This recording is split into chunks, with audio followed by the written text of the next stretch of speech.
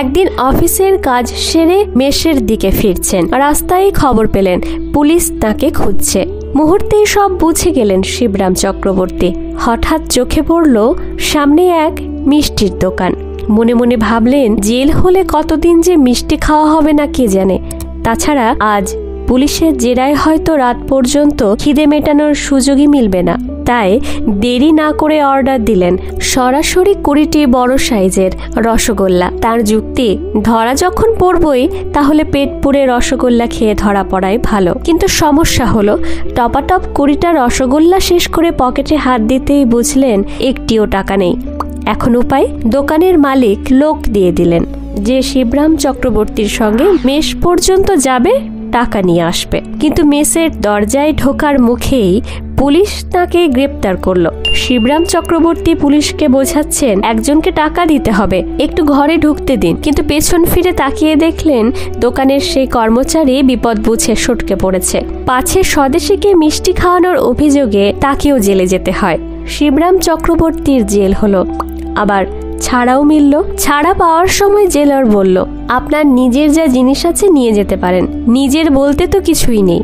জেলের দেওয়া 2টো কম্বল ছিল যা নিয়ে যাওয়ার নিয়ম নেই। তবু শিবরাম চক্রবর্তী কেমন করে যেন ওই দুটোই বগল দাবা করে বেরিয়ে পড়লেন রাস্তায়। তারপর সেই 2টো কম্বল তিনি রেখে দিলেন মুক্তারামের তক্তারামে রসগোল্লার দোকানে। সারা জীবন যেন মিষ্টির স্বাদ তার নাগালেই থাকে।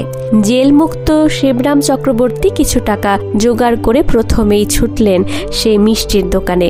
ধারের টাকা শোধ করতে হবে। কিন্তু দোকানে ঢুকতেই মালিক হাত জোর করে দাঁড়িয়ে পড়লেন। দয়া করে বোমা মারবেন না, যা টাকা লাগবে বলুন, দিয়ে দিচ্ছে। আসলে ততদিনে শিবরাম চক্রবর্তী স্বদেশী হিসেবে বিখ্যাত হয়ে গেছেন।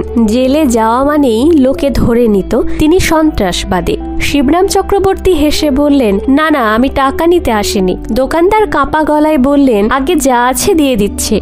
স্বদেশের কাজ করেন, আপনাকে সেবা করাই কর্তব্য। শিবরাম চক্রবর্তী বোঝালেন তিনি তো এসেছেন ধার শোধ করতে। সব শোনার পর স্বস্তির নিঃশ্বাস ফেললেন দোকানদার। কিন্তু তার বিস্ময় গেল না। একজন মানুষ এক সিটিংয়ে 20টি রাজভোগ খেতে পারেন। বিশ্বাস করতে না পেরে আবার 20টি রাজভোগ খাইয়ে নিজে চোখে দেখে নিলেন।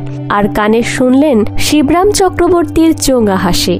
তারপর আরো 20টি রাজভোগ হাঁড়িতে ভরে দিয়ে বললেন, বাড়িতে খাবেন আর দোকানে যখন খুশি আসবেন, পয়সা লাগবে না। কিন্তু শিবরাম চক্রবর্তী দ্বিতীয় দিন থেকে আর কখনো ওই দোকানের ধারে কাছে যাননি। তার যুক্তি ছিল, ধারের ধার বেশি না ধরাই ভালো। ধন্যবাদ, আমি মন্দিরা।